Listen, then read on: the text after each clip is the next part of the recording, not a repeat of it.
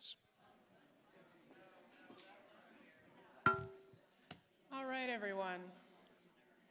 We've had quite the busy day, and I'm pretty sure most of you, I know I have learned quite a bit from our presenters and our discussions.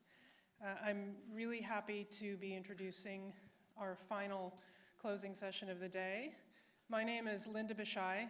I am the Director of Research, Evaluation, and Learning at the American Bar Association Rule of Law Initiative. We have titled our afternoon session, A Conversation on the Future of the Cyber Landscape. Not to be very ambitious or anything, that's just a modest discussion topic. And to help us with this discussion, I can't think of anyone better than Mr. Glenn Gerstell, who is joining us as the General Counsel of the National Security Agency. Before that, he practiced for 40 years in the private sector, and he has taught at a couple of law schools, my alma mater at Georgetown included, as well as New York. And he was on the President's National Infrastructure Advisory Council, which reports on security threats to the country's infrastructure. So I think he brings us a very nice breadth of private and government experience. And to help facilitate the conversation is our own Judge James Baker, a member of the ROLI board, and someone who really has been extremely helpful with my team and I as we thought about how to put together this conference and what it should contain and how we should tap into this incredibly complex topic. Judge Baker, in addition to being a member of the ROLI board, is a professor at Syracuse University, and he's the director of the Institute for National Security and Counterterrorism at Syracuse. Before that, he was the chief judge on the U.S. Court of Appeals for the Armed Forces and the legal advisor to the National Security Council. So I think we'll get an excellent informed conversation. Thank you very much.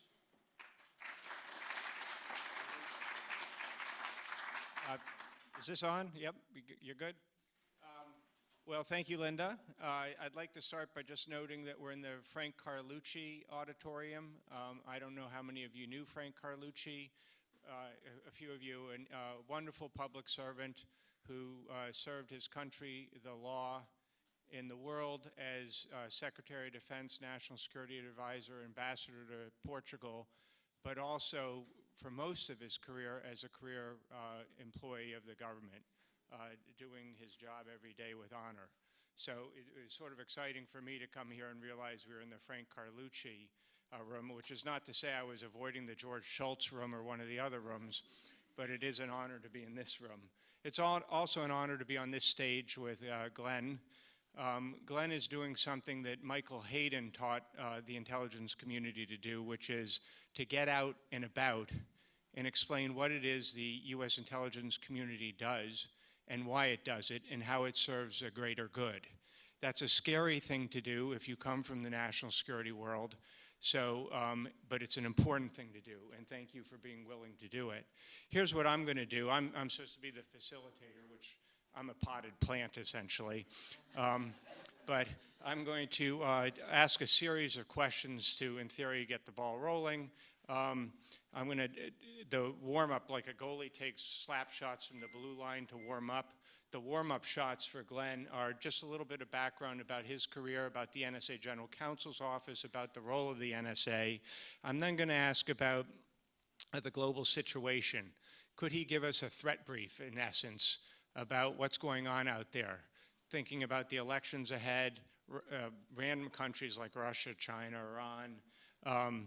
And then I'm going to ask him about emerging technologies and how they're going to impact on national security.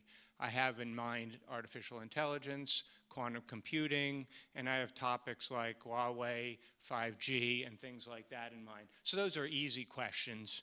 And then I want to save at least half our time for audience questions. If that doesn't get us far enough along, I'm going to then ask some questions about cyber process and persistent engagement. Fair enough? So first the slap shots. To warm you up and get your glove hand going. Tell us a little bit about your background and about your role at the NSA. First, thank you, Jamie. I appreciate that introduction and also giving me the warning of what you're going to cover, so that gives me a little time to think about it. First, let me say how happy I am to be here at the ABA ROLI conference. The ROLI initiative is just a terrific one and very, very important. And the fact that you're choosing cybersecurity as the theme of the conference for this year is really critically important, and I hope to do justice to the topic, even though I know I'm standing between you and drinks at the end of the day. So, to your question, the National Security Agency has twin missions. The missions are easily stated, but the rest of it is all complex. But the twin missions are, one, foreign intelligence surveillance, and I emphasize foreign, and the second is cybersecurity.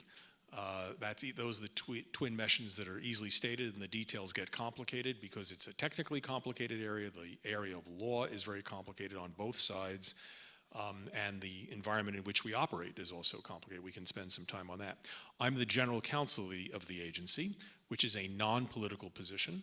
I came to that by way of a career in the private sector. I didn't come to this job with a particular, shall we say, axe to grind, so to speak. I was knowledgeable a little bit about Homeland Security, not particularly knowledgeable about national security. There's a bit of a difference, and certainly new to the classified world. So the first year or two for me was all about being thrown into the deep end and trying to learn how to swim, and it was a fascinating exercise. I've been struck by a couple of things at NSA.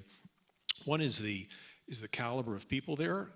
It really is, in many ways, a gem for the federal government. It has outstandingly brilliant people, probably the largest collection of PhD mathematicians on the planet, and a group of really patriotic Americans who are truly interested in keeping our country safe, both in terms of the foreign intelligence and cybersecurity, and also being very, very scrupulous about the rule of law. So when I came in as general counsel, I was a little worried, what's the environment in which I'm going to be coming in here? And I was delighted to see that everybody from the director on down is very, very focused on making sure we comply with not only the statutes and regulations and procedures that govern us, but also, most importantly, the Fourth Amendment. Glenn, you came from private practice. How did that prepare you for this role, and how didn't it prepare you? Is that a normative path to being general counsel of NSA? Well, I wouldn't suggest that anyone necessarily emulate my example, so let's start with that. I found it, just on a personal level, as I hinted at before, a little difficult to make the transition, never having really served in government before. I'd been in volunteer boards and commissions, but it's not quite the same as being inside government. It's certainly not the same in the national security sector, where it's a classified world, which I was not used to. Everything from literally 2 sets of computers and 2 telephones on my desk, one classified, one unclassified. And on a personal level, for 40 years or so, I used to come home to my wife and tell her, who was also a lawyer, and tell her all about goings-on at my law firm, and she knew everything about my partners and my clients. And now when I came home after work, she'd say, "What'd you do today, honey?" And I said, "Oh, some stuff." She said, "Well, with whom?" "Oh, some people." And that's about all I could do. So that was an adjustment. I'm being a little flip about it, but it was a serious adjustment. That's a good answer, by the way, so I'd stick with that one. Okay, I'll stick with that one. But I did find, to your question, that the role of being in the private sector really does help me in this job. Yes, there's a lot to learn, absolutely, but the skills of being a lawyer, negotiating, being good at analysis. I was a transaction-based lawyer, so I was used to new matters arising all the time and learning to be a quick study. So there's a lot of the skills of being a lawyer translated well into being the general counsel. Certainly the law firm management piece was the same. But what I hadn't appreciated is I'll say political, I don't mean Republican versus Democrat, but sort of interpersonal skills, knowing how to deal with the interagency process, which is a political process. And again, I don't mean that in a partisan way, but you're just dealing with everyone's sensitivities and equities and issues, and knowing how to navigate that, which is very much something that a lawyer in private practice, in a transaction-based practice, trying to get parties to agree in a deal, a lot of those skills were very, very relevant to being inside government. Thank you. Well, that so ends the easy question. Okay. Phase. Look, I've actually got to head out right now, so. Turning to your proxy role now as the DNI, could you give us a survey of the cyber threats out there? It's nation-state cyber threats, non-state actor cyber threats, and depending on how that goes, I'll then ask you what's the thing that you're most nervous about, fearful of in terms of cyber threats? So interestingly enough, for the past, probably going to get this wrong, I would say about at least 5 years, there's been the number one threat that has been announced at a public hearing held essentially every January, sometimes early February, before Congress, where the Director of National Intelligence, the Director of the CIA, the Director of the NSA, and other parts of the intelligence community appear before Congress to have an annual global threat hearing. The number one topic has been cyber. When asked to rank the threats, the number one topic for the last several years has been cyber, and that's pretty fascinating.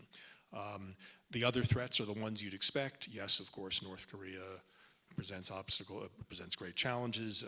Russia, China, et cetera, counterterrorism, all the obvious ones that you already know about. But not everyone would have put cyber at the very top, and I think that's absolutely correct. And this is the intelligence community. This is the intelligence community's assessment. Right. This is the intelligence community's assessment that the number one threat our country faces globally is the threat from malicious cyber actors, and it's all the malicious cyber actors that you know, ranging from, yes, of course, teenage hackers, but far more importantly, nation states. Unfortunately, the barriers to entry in the area of doing cyber mischief are pretty low, so that's why you can't have the proverbial teenage hacker. But at the serious level, when a nation state really pours its resources into trying to do harm to the United States and our allies, the results can be significant. We've certainly seen that with actions by North Korea, Iran, China, and Russia, to name the four that are the most significant malevolent cyber actors. And the damage that's been done has ranged from everything from credit card theft, personal identity information being stolen.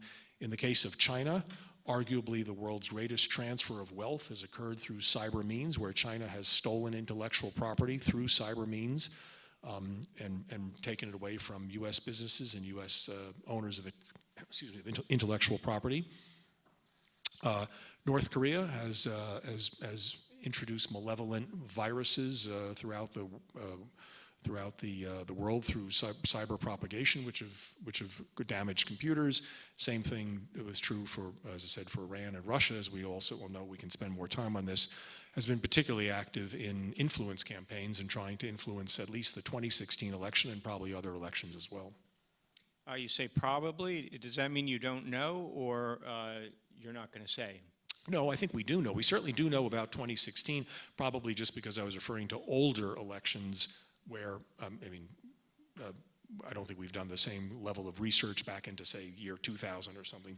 But for purposes of 2016, the intelligence community came out with a joint assessment, which was quite thorough, quite detailed. It's available online. It's available in an unclassified form, which lays out exactly what Russia did in the 2016 elections in terms of their influence operations, which were very significant. If you have any doubts about it, you can look at the indictment, also available online. It's a public document by Special Counsel Mueller, issued in, I want to say, February of 17, but I may have the date wrong, which spells out exactly what the Russian Internet Research Agency did, and Yevgeny Prigozhin, who's one of the Russian oligarchs, and how they set up a systematic program to have false personas on social media, to use stolen credit card information to dupe Americans. Quite an extensive thing. The indictment is public, and it's a fascinating page-turner. Should we expect more of the same in 2020? I think that's inevitable. We've already seen a great difference in elections between 2016 and 2018. In 2016, to be candid, I think we, America, were caught a little bit flat-footed in terms of our response to what Russia was doing, and we saw the results in terms of, as I said, significant manipulation of social media, We also saw the dumping of emails designed to embarrass candidates through WikiLeaks. And the morning after the election in 2018 looked a lot different from the morning after the election in 2016. After 2018, I think the United States government was able to get organized in a way that it hadn't been fully in 2016, and we were able to take a number of steps to blunt and thwart adversaries taking actions there. So you didn't see throughout the 2018 election the same kind of allegations and complaints that you saw in 2016, and that was because of affirmative actions by the United States government to make sure that our elections were safe.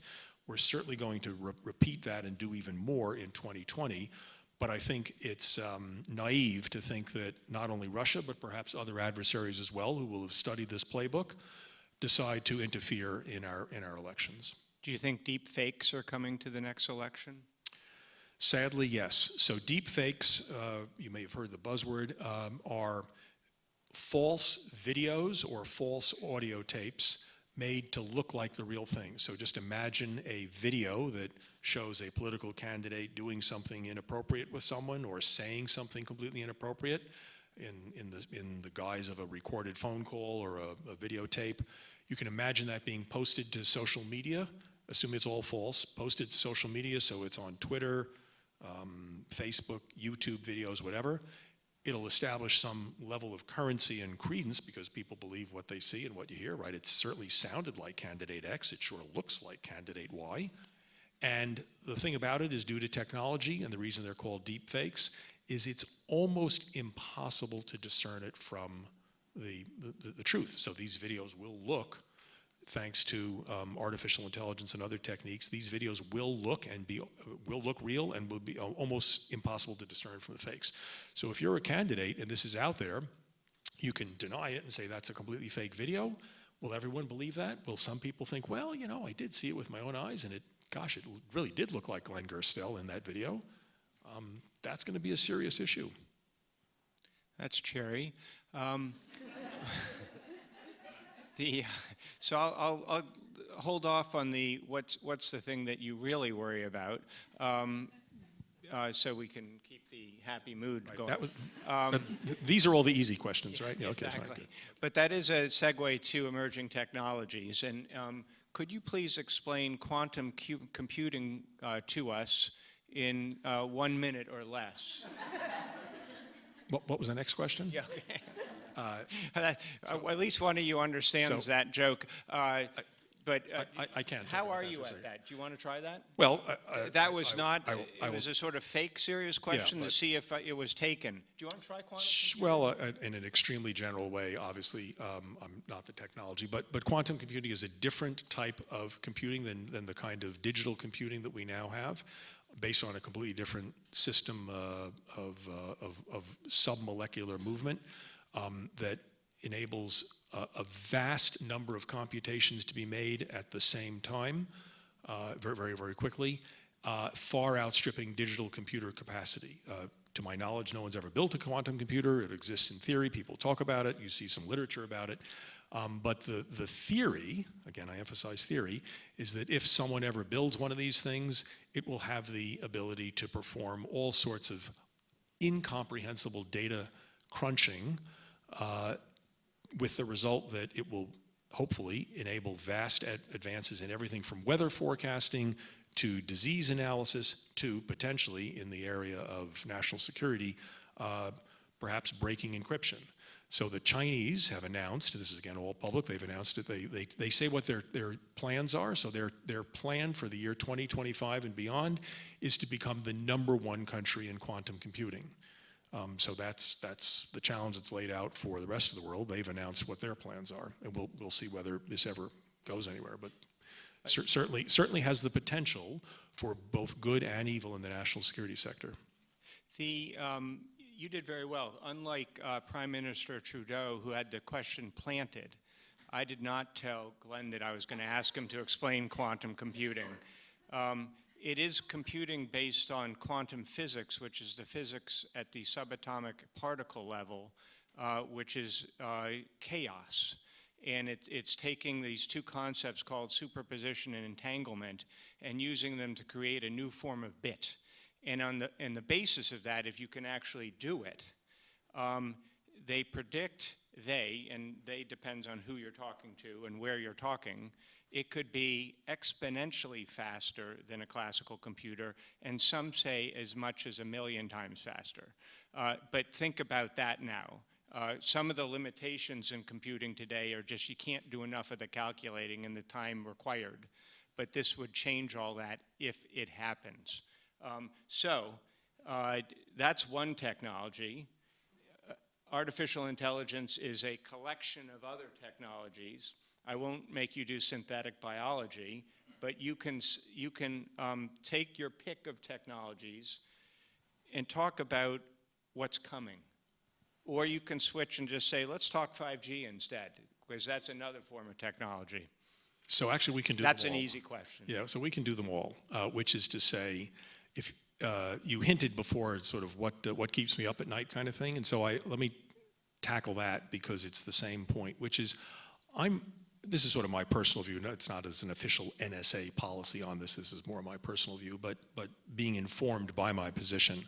So I'm most worried about the fact that we are facing a completely unprecedented and I would say almost incomprehensible level of change in the technological world, ranging from the things you pointed out, which is artificial intelligence, 5G, which is a completely new form of telecommunications that will be much faster. Like we can talk about that for a second. Who knows, possibly quantum computing. We already have cloud computing. Just the whole onrush of technology, what some have called the fourth digital revolution, is, if we're not already in it, we're on the cusp of it, it's already about to wash over us. And I don't think our society has come to grips with this, both in terms of our laws, in terms of what privacy means in this context of this digital revolution where your whereabouts and shopping habits and everything are ubiquitously known. So what does that really mean to privacy? I don't think our societies, broadly, the Western nations, et cetera, and indeed even the global norms, haven't been established in this area. With every other technology that's come along, whether it's railroads, electricity, take your pick, we had a number of decades in which to sort out the basic rules of the road, whether it should be publicly owned, privately owned, how it should be regulated, what the safety features are, whatever, so we now have an electric system that we all understand. We understand the rules of the road. You can't plug anything into it unless it's Underwriter Lab approved, right? Just as to take one simple example. But we have an internet, and you could plug anything you want into the internet. Indeed, by some estimates, there are going to be over 20 billion devices connected to the internet perhaps next year. The rate, and then it's probably growing at about 1.5 billion a year. And just to put that number in context, that means when we wake up tomorrow morning, there are 5 million more devices connected to the internet than today. And when we wake up the next morning, there's another 5 million. And these are Internet of Things devices, your refrigerator, your toaster, God knows what's going to be connected to the internet. What are the privacy implications of that? What would a nation state do if it wanted to do surveillance in that area? What should the rules of the road be? Should we mandate that there be certain base level cybersecurity in this? And how are we going to deal with that? All these questions are yet to be addressed, and yet in 20 years from now, or even 10, we're going to be dealing with this in a way that we have not yet organized our society to address these, whether it's government institutions, the rules, the norms, the laws, et cetera. So it's coming at us very quickly before we can adapt to it. I'm going to turn to the audience now and ask if there are questions you'd like to put to Glenn. And while you're forming up your question, I'm going to give you, so I will call on you, and actually I'm used to calling on people as a judge, so I will call on you if you don't call on us first. And I know some of your names, so stand by, Alberto. So here's a dealer's choice. There ought to be a law, and now fill in the blank. Or what is your position, NSA's position, or anybody's position that you'd like to identify regarding whether NSA Cyber Command should be single-hatted or dual-hatted? So you get to choose which question you answer before we have the audience pipe up. All right, I'll take the latter because it's very discreet and clear. So right now, the director of the agency that I work at, the National Security Agency, is General Paul Nakasone. He's a 4-star general, a full general. He also has a second job, which is he is the commander of the United States Cyber Command, which is one of the, I think, 10 other so-called combatant commands in the United States military, which are joint commands. And that was a recent change in status. So he wears 2 hats, so to speak. Cybercom is, although I'm going to cartoon it a little bit, this is not the exact way to phrase it, looks more at what laymen have said or others have described as sort of offensive operations. This is the military using cyber to engage with our adversaries overseas and to try to deny or disrupt or deter them from malicious cyber activity aimed at the United States. The same general, Nakasone, is also in charge. General Nakasone is also in charge of the National Security Agency, which does not have that mission. We're much more about, as I said, finding information out about our adversaries as well as providing defense to national security systems, not all of government, just national security systems. So wears twin hats. Each mission informs the other because obviously if you're good at cracking and hacking into foreign adversaries' computers, if we wanted to, say, break into Al-Qaeda's computers, you'd need to know how to do that, which would be good to know on the offensive side because we'd like to know, so there's a lot of synergies between the two. Some people have said it's too big a job for one person, it should be chopped up into 2. Others have said there's an inherent conflict between the 2 missions, and it would make more sense if one person headed each. There's been a series of back and forths on that. No decision has been made. My own personal, and I underscore personal, guess is that at some point it would make sense to do this, and that the government will do this. But whether that's imminent or not, I personally, my personal view is I doubt, and I think it's something that we need to see the U.S. Cybercom, which is 7 years old, something like that, mature a little more before there's a split. But that's just my pure personal view. Does General Nakasone have a view, or does he defer to SecDef? I'm sure he does have a view, but he's basically said that he's provided his military recommendation to the secretary. It is the secretary's decision, obviously with the president's concurrence, but no decision has been made. And as I said, my own personal guess, underscore personal, is that this is probably something that's a few years off, but it's ultimately the secretary's decision. Thank you. Okay, let's hear some questions, please. Up there in the back, you have to do name, rank, and serial number, okay. And there'll be no speeches permitted. Okay. General Counsel Gerstell, good day. My name's Bob Allen. I'm a recently retired Naval Intelligence Officer. And the question I had for you is, today we were presented some great, robust dialogue regarding fighting cybercrime by practitioners of law enforcement, national security.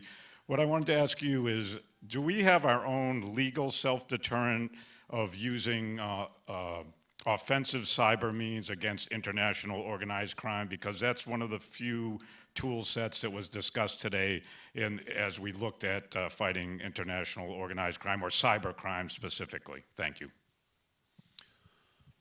Thank you for your question and also your Navy service. If I understand your question, what are the tools that we have to deal with cybercrime? Well, I guess we seem not to be, or at least advertising that we are offensively using cyber against cybercrime internationally. Sure. So there are lots of ways we deal with cybercrime, and of course there's a multiplicity of actors involved in cybercrime, as we alluded to before, everything from individual criminals to nation states. The United States government has, under both the Trump administration and the Obama administration, I think taken a pretty robust and vigorous, robust and vigorous response to cybercrime. But I think it's important to understand that there's no one magic bullet, there's no one size that fits all situations. So in some cases, the United States government has been quite vigorous in going down the criminal prosecution route. I know you heard the Department of Justice earlier today The Department of Justice, in conjunction with the FBI, both on the prosecution side and the investigation side, has been vigorous about going after cyber criminals, whether they're domestic or international, including we've indicted a number of Chinese, North Korean, Iranians, and Russians in this area have all been indicted. And you say, what's the point of indicting someone overseas? Well, they can't travel, number one, makes it awfully hard for them to travel, they know it. In some cases, we also combine it with sanctions from the Treasury Department, as we did after the Russian influence and cyber mischief of 2016, so that could affect their ability to engage in economic matters. And of course, in one or two cases, some of the people have made the misstep of going to a country where there was an extradition treaty with the United States. The United States has extradited them here, and they have indeed stood trial. So certainly one is criminal prosecution. The United States does have the authority, and General Nakasone and others have the authority to engage with our adversaries in taking steps to counter cyber criminal activity. So there are the requisite authorities. It isn't always the case that a cyber attack has to necessarily be responded to with a cyber response. The response could be diplomatic. It could be through the criminal prosecution that I've mentioned. It could be economic sanctions. It could be a whole range of things, sometimes in concert. So it's possible that there could be actions taken that wouldn't be public. So we wouldn't necessarily know that something's happened or something's been thwarted, but that has. So it's a wide range of things. It is definitely something that is thought of carefully at the highest levels of government. I've participated in some deliberations in that area. It's something that's taken very seriously. And I think the government, arrayed against a very, very complex challenge, is doing a good job. But it is a very complex, dynamic challenge. I'm not minimizing the extent of the problem. Thank you. Right here, Mary Greer, and then we'll go over there. I want to thank you both. I'm Mary Greer. I work at the Rule of Law Initiative, and I'm curious to know, we have other implementers in the room, but I think we also still have members of our donor community. Any ideas in terms of, working with judicial actors, prosecutors, judges, defense bar, civil society organizations, any ideas for our donor community in terms of crafting programs and projects that might address some of the issues, some of the cyber threat issues, in whether they're regional priorities that you see or against specific actors?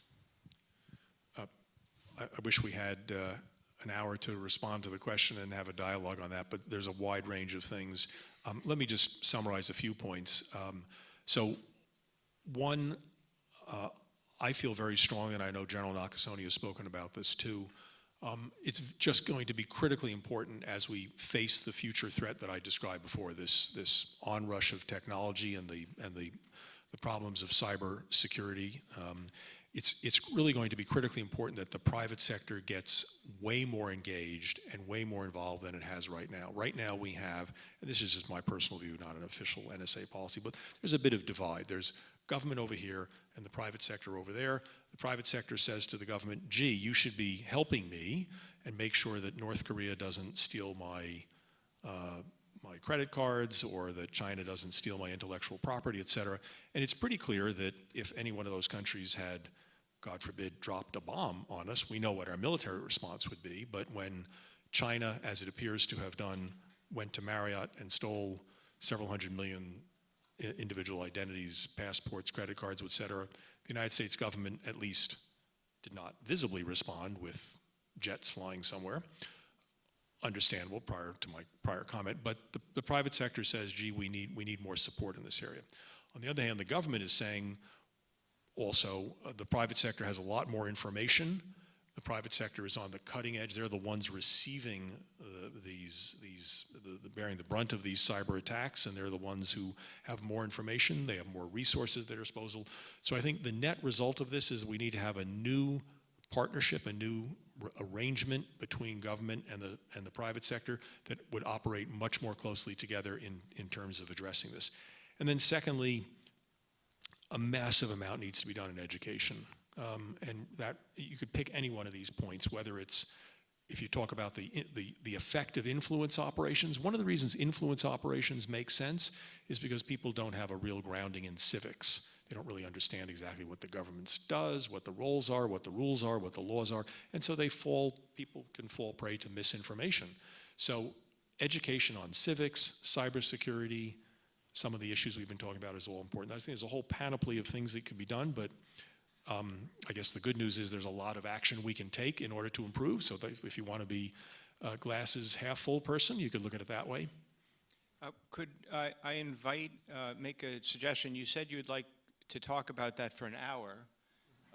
You're welcome to stay for the next hour, but I know you have to go soon. So instead, could I suggest you have ROLI, the Rule of Law Initiative, that works extensively overseas, doing things like civic education, which is a great target of opportunity for some of these international partnerships.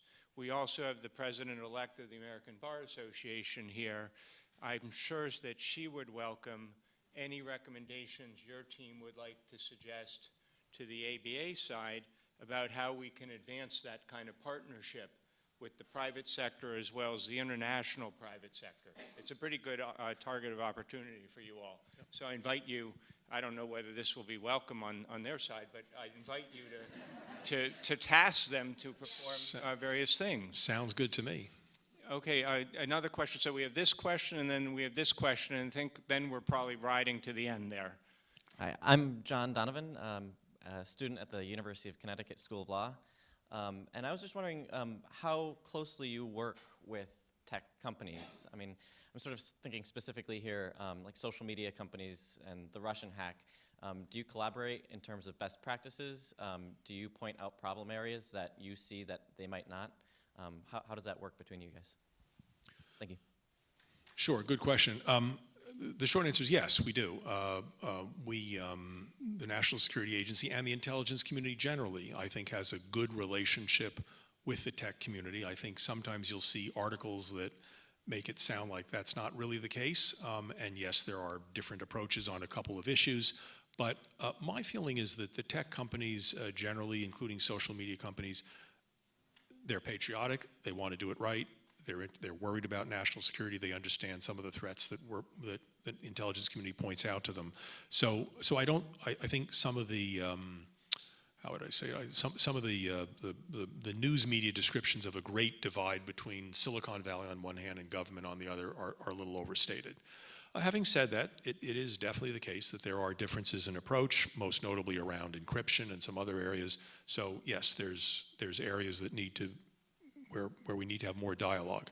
But broadly speaking, NSA does enjoy a good relationship with the tech community. During the 2018 election, and this was publicly reported, the intelligence community worked with the FBI and the Department of Homeland Security to engage in social media, and you read lots of reports about accounts being taken down and so on and so forth. So there is a good dialogue. Is there room for improvement? Absolutely, but there is an ongoing dialogue. Thank you. Okay, unfortunately, this will be the last question, just because Glenn has duties to country. Glenn, it's wonderful to have you doing the duties to countries that you're now doing. You talked about the fourth digital revolution. Who are you? I'm Peter Bauger. I'm a member of the Rule of Law Board. Okay. Are there some legislative initiatives that could move quickly enough to either anticipate or to try to respond to some of these digital revolution problems that we have, or for that matter, treaties that we might be negotiating or starting to negotiate that ought to be priorities for us? Thanks, Peter. The short answer is yes. The longer answer is, given, I think, and this is, again, my personal view, not a NSA official view, I think this is just an enormously complicated and challenging area, which is going to make it difficult to have both either international treaties or legislation. Long term, I do see that occurring, just because I think the pressures for it and the recognition of the need for it are so significant. So At some point, I could envision, and again, my personal view, at some point envision some kind of a treaty on international cyber norms. We're not there yet, we're far away.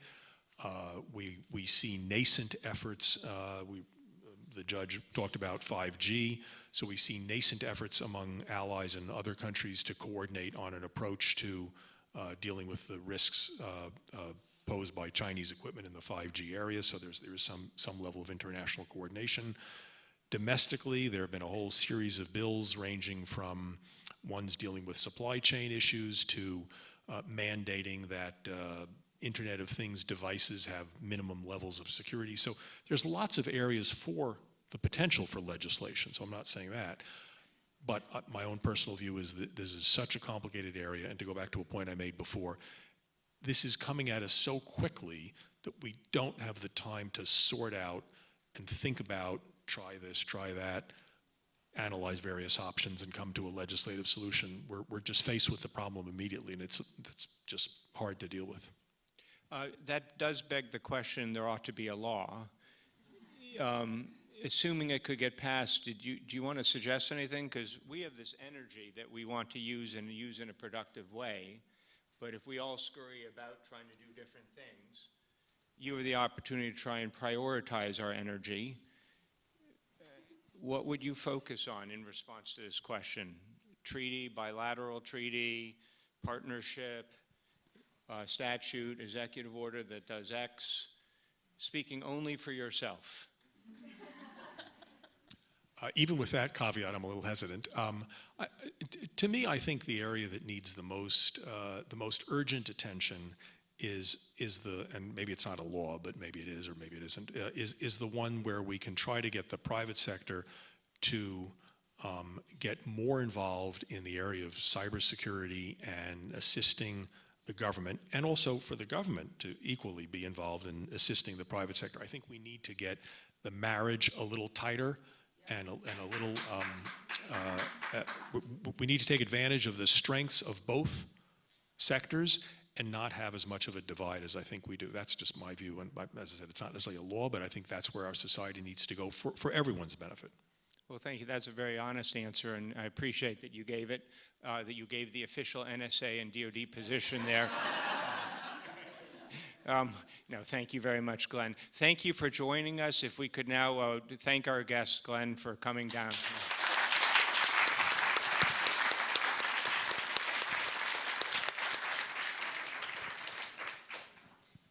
Linda has a couple of comments, if you could just hold places for one moment. Just a few closing words. Thanks, everyone. And I really do appreciate that our conversationalists kept the conversation at a level where people who went to law school because they didn't do math, like me, could understand and appreciate. That was very thought-provoking. I just want to say thank you to a few people who really need to be thanked publicly, because without them, this whole event couldn't have happened, starting with our USIP partners, who were a pleasure to work with, in particular Chelsea Dreyer, and also Philippe Leroux-Martin and Jonas Klaas. They were extremely helpful.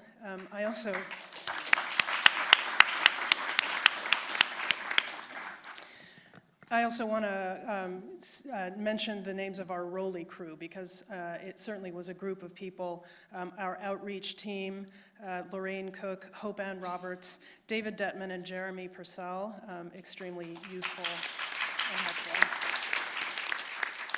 And there was, those of you who were panelists know this, but most of you don't, there was actually an issue conference working group at ROLI, and we all put our heads together to flesh out exactly what this conference should look like, and to make the invitations to think about who the speakers should be and how these panels should be composed and fleshed out. And that's a lot of work. And that is why this conference was so interesting. And the working group members were Mary Greer, Tara Mobaraki, Samantha Tu, Shay Wilcox, Susan Goldman, Jesse Tannenbaum, and Greg Taylor. And their work is really appreciated.